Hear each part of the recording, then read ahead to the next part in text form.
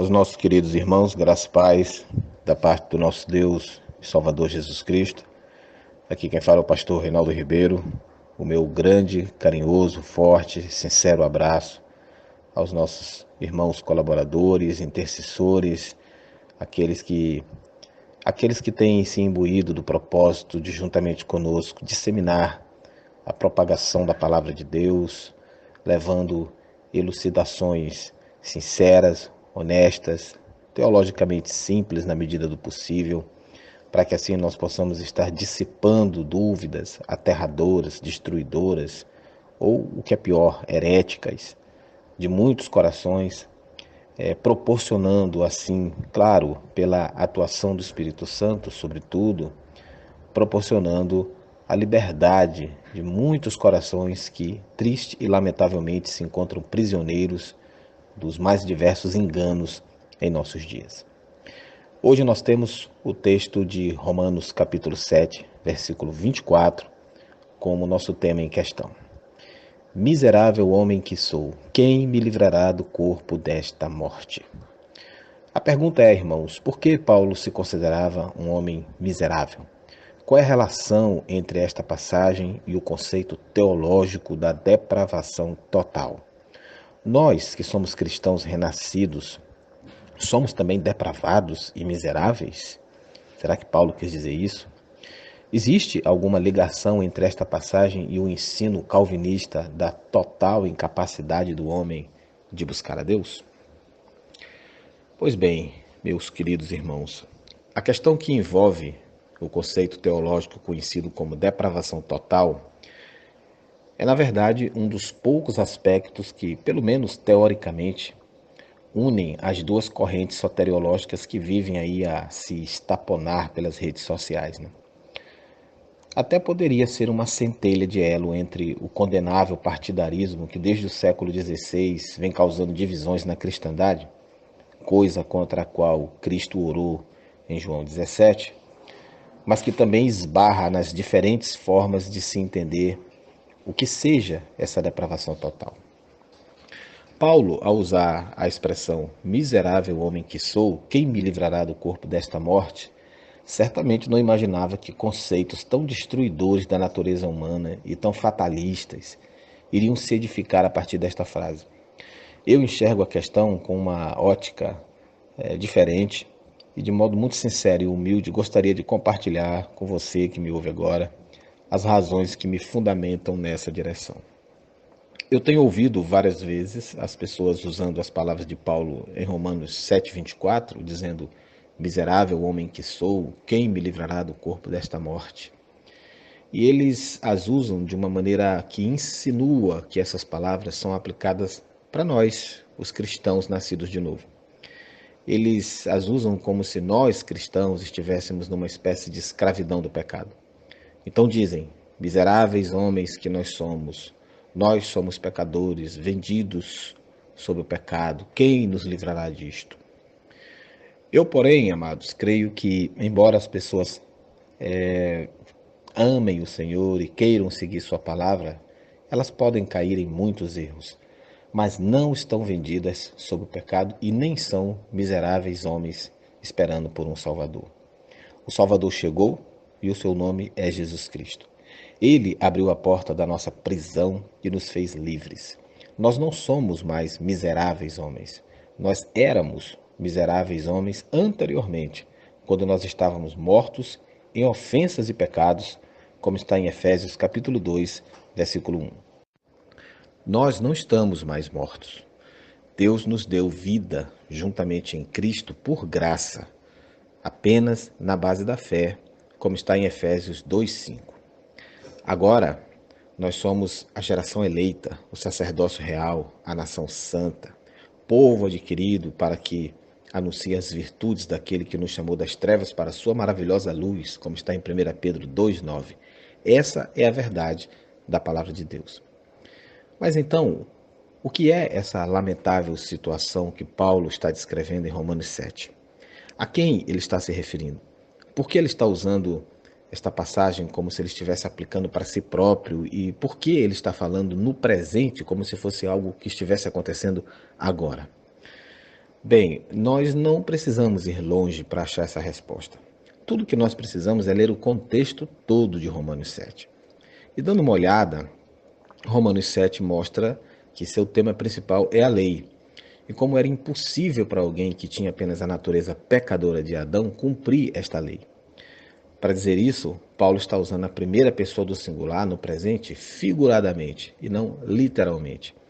Em outras palavras, irmãos, embora pareça que ele diz algo para ele mesmo pessoalmente, ele faz isso apenas no sentido figurado, colocando a si mesmo na posição daqueles a quem essas sentenças eram diretamente aplicáveis. Como nós sabemos disso?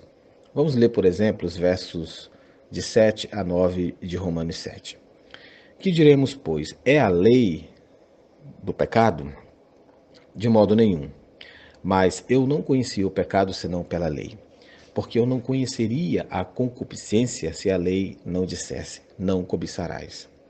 Mas o pecado, tomando ocasião pelo mandamento, obrou em mim toda concupiscência, porquanto sem a lei estava morto o pecado. E eu, há algum tempo, vivia sem lei, mas vindo o mandamento, reviveu o pecado e eu morri. A época sem lei foi antes da promulgação da lei, centenas de anos antes do nascimento de Paulo. Então, quando Paulo diz, e eu, em algum tempo, vivia sem lei, ele, na verdade, está usando a primeira pessoa do singular, ou seja, o eu, apenas figuradamente. Ele não estava vivo naquela época, mas ele figuradamente colocou a si mesmo na posição das pessoas que estavam vivas, dizendo, eu vivia. O mesmo também na próxima parte da passagem onde ele diz, mas vindo o mandamento reviveu o pecado e eu morri. O mandamento veio com Moisés e Paulo não estava vivo ainda. É óbvio que ele estava usando ele mesmo, ou seja, a primeira pessoa do singular, figuradamente, e não literalmente. E o mesmo padrão, irmãos, ele continua por todo Romanos 7. Paulo se usa, e muitas vezes no presente do indicativo, para descrever o que era uma situação lá do passado. A razão que o levou a fazer isso foi estratégica e retórica. Ele pretendia tornar a situação mais vívida e o contraste com a situação presente, a qual é descrita em Romanos 8, ainda mais clara. O seu tema principal em Romanos 7 é a situação sem Cristo. Antes de Cristo, a lei era presente. E embora essa lei fosse boa, santa e justa, era impossível ser mantida por pessoas que tinham apenas suas naturezas pecaminosas e carnais. Como ele, assim, caracteristicamente afirmou em Romanos 7, 12 e 14. E assim a lei é santa e o mandamento santo, justo e bom. A lei é espiritual, mas eu sou carnal. Paulo era carnal quando ele estava escrevendo estas coisas? Ele tinha apenas a natureza pecadora de Adão? Ele estava vendido sob o pecado? A resposta é enfaticamente não. Paulo, como qualquer crente nascido de novo, tinha Cristo vivendo nele. Cristo o tornara livre. Ele estava agora nascido de novo e salvo. O que, portanto, ele está se referindo quando descreve a si próprio como vendido sob o pecado? Está se referindo à época da lei, o tema principal de Romanos 7. Na época da lei, não havia novo nascimento, não havia nova natureza. Todas estas coisas ficaram disponíveis para nós somente depois do sacrifício de Jesus. Assim, irmãos, a única coisa que as pessoas tinham naquela época era a velha natureza pecadora. Embora a lei fosse boa, santa e justa, ela era uma lei espiritual, enquanto eles eram carnais e vendidos sob o pecado. Portanto, quando Paulo diz, mas eu sou carnal vendido sob o pecado, ele está usando a si mesmo e o tempo no presente, figuradamente, eu repito, colocando a si mesmo no lugar daqueles que viveram na época da lei, exatamente como ele fez no versículo 7, com todos aqueles que viveram sem a lei, quando ele diz vivia sem a lei. Quando Paulo estava escrevendo Romanos 7, ele era uma nova criatura, como qualquer um de nós que crer no Senhor Jesus Cristo, o Messias e Filho de Deus. Segundo aos Coríntios 5,17, diz que se alguém está em Cristo, é uma nova criatura e as coisas velhas já passaram. Paulo usa o mesmo modo de falar, primeira pessoa do singular, no tempo presente, em todo o restante de Romanos 7. Eu quero convidar os irmãos para ler comigo os versos de 15 até o 24. Romanos, no capítulo 7. porque o que eu faço não o aprovo. Pois o que quero, isso não faço, mas o que aborreço, isso faço. E se faço o que não quero, consinto com a lei que é boa. De maneira que agora já não sou eu que faço isto, mas o pecado que habita em mim. Porque eu sei que em mim, isto é, na minha carne, não habita bem algum. E com efeito, o querer está em mim, mas não consigo realizar o bem. Porque não faço o bem que quero, mas o mal que não quero, este faço. Ora, se eu faço o que não quero, já não o faço eu, mas o pecado que habita em mim. Acho então esta lei em mim, que quando quero fazer o bem, o mal está comigo. Porque, segundo o homem interior, tenho prazer na lei de Deus, mas vejo nos meus membros outra lei do meu entendimento e me prende debaixo da lei do pecado que está nos meus membros. Miserável homem que sou, quem me livrará do corpo desta morte? O que Paulo está descrevendo aqui é uma situação miserável. Se você não levar em conta qual é o contexto da passagem, se você ignorar e desprezar as realidades do Novo Testamento, você se tornará miserável também. Você também irá dizer: miserável homem que sou, quem me livrará do corpo desta morte? Mas Paulo diz o que diz para descrever a situação antes de Cristo. Eu já vi muita discussão no meio teológico sobre o que Paulo estava querendo dizer aqui, se Paulo tinha um pecado oculto na sua vida, ou se ele estava admitindo que mesmo sendo crente, ele era totalmente depravado, e não é absolutamente nada disso, meus amados. Paulo aqui está se colocando retoricamente na posição daqueles que viviam a época da lei, sem Cristo, antes de Cristo, e, portanto, descoberto dos benefícios da graça de Cristo. O que Paulo fala aqui ele diz tudo o que diz para descrever a situação antes de Cristo, é uma situação de anseio por um Salvador. Sim, amados, porque antes de Cristo todos nós choraríamos.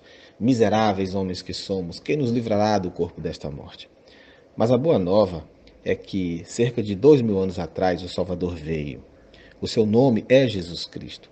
Paulo, ele não para na questão miserável homem que sou. Quem me livrará do corpo desta morte? Mas ele continua imediatamente com a resposta e aqui está. Romanos capítulo 8, versos de 1 a 4. Portanto, agora, nenhuma condenação há para os que estão em Cristo Jesus, porque a lei do Espírito de vida em Cristo Jesus me livrou da lei do pecado e da morte. Porquanto o que era impossível à lei, visto como estava enferma a carne, Deus, enviando o seu Filho em semelhança da carne e do pecado, pelo pecado condenou o pecado da carne, para que a justiça da lei se cumprisse em nós, que não andamos segundo a carne, mas segundo o Espírito. Houve um tempo em que nós éramos escravos, vendidos sob o pecado, mas não mais. Crendo no Senhor Jesus Cristo, Ele nos libertou dessa escravidão. Agora nós temos uma nova natureza. Cristo está em nós. Agora nós somos livres. Agora nós somos justos. Mas, amados, a expressão usada por Paulo não justifica nenhuma crença de total incapacidade humana para buscar a presença de Deus. Esse conceito é forjado para beneficiar a heresia de que Deus elege uns para a salvação e abandona outros para a condenação.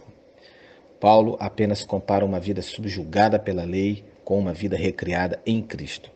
Qualquer dedução fora disso é inaceitável dentro de uma teologia honesta e livre de fanatismos. Para resumir, aqui está a questão de Paulo em Romanos 7:24. Miserável homem que sou, quem me livrará do corpo desta morte? E aqui está a resposta, apenas 2 versículos depois. A lei do Espírito de vida em Cristo Jesus me livrou da lei do pecado e da morte. E novamente Gálatas 5:1. Estai, pois, firmes na liberdade com que Cristo nos libertou, e não torneis a meter-vos debaixo do jugo da servidão. Nós não somos mais escravos, irmãos, vendidos sob o pecado. Nós não somos mais vendidos sob o pecado. Ao invés disso, Cristo, nosso Salvador, veio, deu a si mesmo como resgate e nos fez livres. Portanto, na próxima vez que você ouvir alguém declarando miserável homem que sou, querendo descrever nossa condição presente, ou mesmo almejando sustentar algum tipo de predestinação condenatória, você já sabe que tal aplicação para nós está errada. Glorifique o Senhor e o dê graças, que através de seu Filho nos livrou desta situação terrível. Louvado seja nosso Senhor Jesus Cristo sempre. Pois embora nós estivemos uma vez mortos em ofensas e pecados, mas Deus, que é riquíssimo em misericórdia, pelo seu muito amor com que nos amou, Efésios 2, de 1 a 5, deu-nos agora a condição de justos, com base nos méritos de seu Filho amado. Louvado seja Jesus, nosso libertador de sempre. Amém.